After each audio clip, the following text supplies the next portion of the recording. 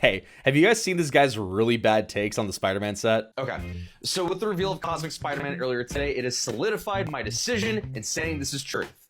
Spider-Man is the most boring Magic set I've ever seen. And I think it comes down to Ah, shit, that's me. Look, after seeing the full set, my opinions remain mostly unchanged, but that doesn't mean there aren't some glimmers of hope in an otherwise lacking set of Magic cardboard rectangles. And unfortunately, as you may have heard, or not heard if you've been sleeping under a pile of 90s comics, Spider-Man will not be getting Commander decks, but you can't let the Super Megacorp have all the fun with making a decent product. Local Secret Lair Siren and Magic personality Talarian Community College has proposed a challenge. Build a Spider-Man Precon in the vein of your typically produced Wizards Precon. Am I participating so I don't have to drop almost $800 on the off chance to win a collector's box? Absolutely not. I'm doing this so I can beat those filthy bracket 5 combo player allegations and prove to not just my community, but to myself that I don't have to go for the jugular all the time. But seriously, it's interesting to take a Precon level limitation on yourself and still make something that can terrorize a table. So I took to the Spider-Man set for a legendary creature to build a Precon with, minus Bantman, Green Gabo, and Jeskai Stacy per the rules. And wow, the pickings are slim. Looking at the swath of previous face commanders, they all have some pretty direct game plan. They're built around a specific keyword or mechanic, maybe a particular creature type.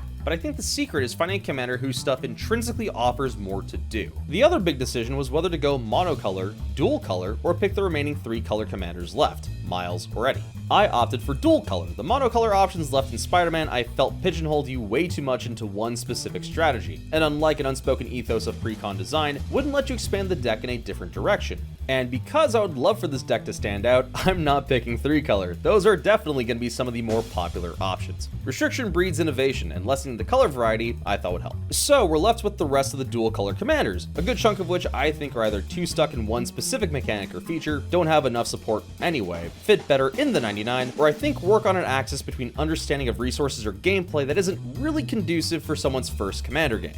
So by the end of this very professional cut down, we've dropped just about half of the available commanders. What's left to work with? Boros modifiers with Aranya, a handful of flavors of Rakdos discard with Carnage, Kane, and the Goblins, Golgari stuff with Kraven, some weird Gruul bounce on it with Ben Riley, Rakdos punished kind of with Shriek, some Selesnya token stuff with Silk and Spider-Girl, or Selesnya counters with India, Azorius modifiers with Spider, Izzet outside casting with 2099, and finally, my pick for this challenge, Symbiote Spider-Man.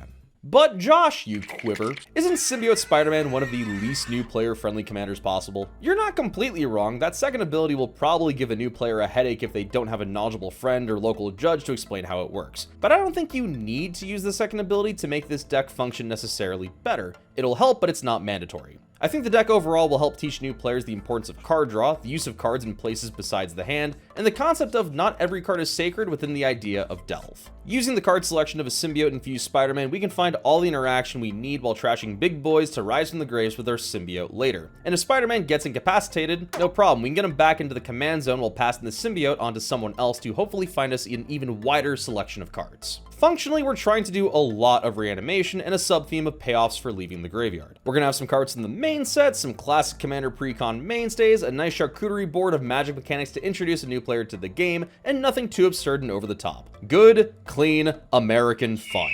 So without further ado, let me introduce you to Symbiote Secrets, the Lost Spider-Man Commander Precon. So before we jump into the list, subscribe to the channel if you haven't already to help us crawl over that 1,000 subscriber count, and help support the channel by checking out my affiliate links in the description via Linktree. Especially give Nerd Gear's accessories a look and save 5% with my code JMarGameDesign at checkout.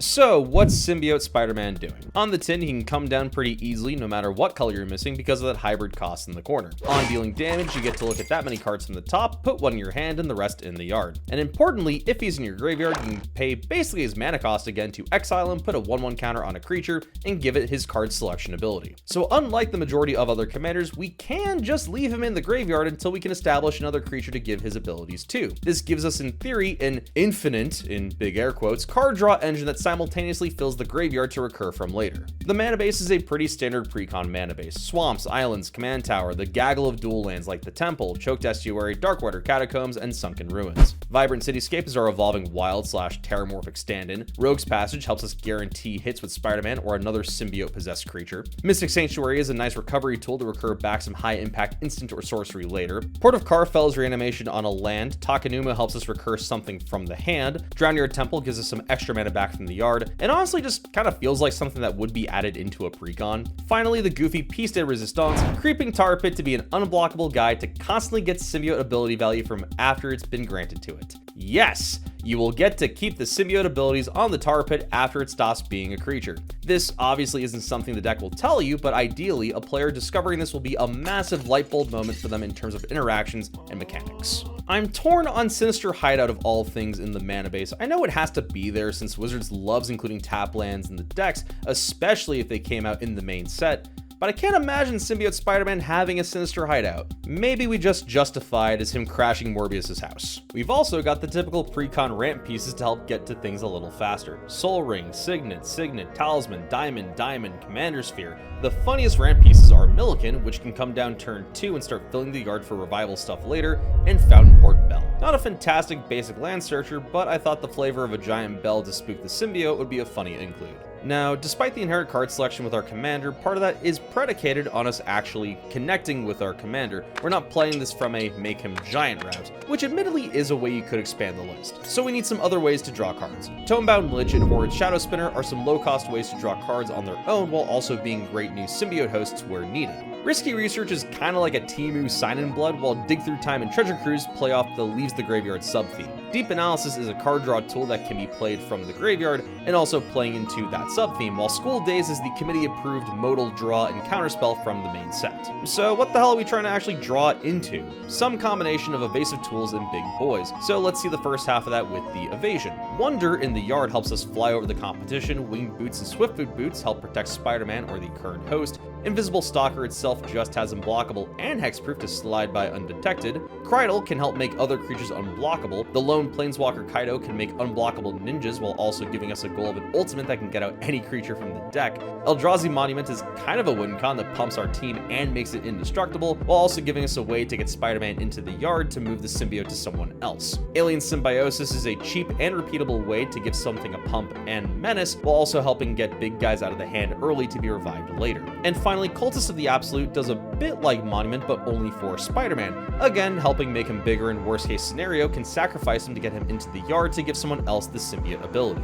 As for the big boys that are likely looking to be delicious new hosts for our symbiote, classic Precon mainstay Consuming Aberration can get very big very quickly and can offer an alternate mill win condition to terrorize the table. Cruel Somnophage is like a little baby version of Aberration with less mill focus and solely just being a stat body. Junji is a solid attacker with menace and flying and can replace itself with another large guy from the yard. Doom Whisperer is another flyer that gives us more card selection for relatively cheap. I mean, anything that's not mana, right? Hullbreaker Horror is another massive top end for the deck that helps offer additional interaction. Spider-Man Noir is another set include that helps with the counters symbiote Spider-Man gives and helps with even more card selection. Inkwell is a massive evasive body, and Tombstalker is really just a big dude that we can get out quickly via Delve. We need to stay alive long enough to see the big boys, so we have a decent amount of removal and interaction. Murderous Cut and Logic Knot play into the sub-theme and can quickly become very cheap removal spells. Withering Torment is a solid removal spell that also hits enchantments. Acrobatics is our Precon mandated set included counter. Negate and Counter Squall are cheap but more narrow counter spells, and Secret Identity is a very multi-purpose tool being able to make Spider-Man more evasive and bigger, or more likely shrink someone else down so they're easier to deal with. We're a little light on board wipes, but Terror Titan Deadly Tempest can get the job done. Our graveyard focus is pretty big given how many cards Spider-Man or the symbiote host can easily dump in. We have a few cards that pay off the aforementioned Leave sub-theme, being Tormod, Defiled Crypt, and Teval's Judgment. Each of these can make 2/2s when something leaves, with Judgment being particularly powerful by giving additional card draw or treasures.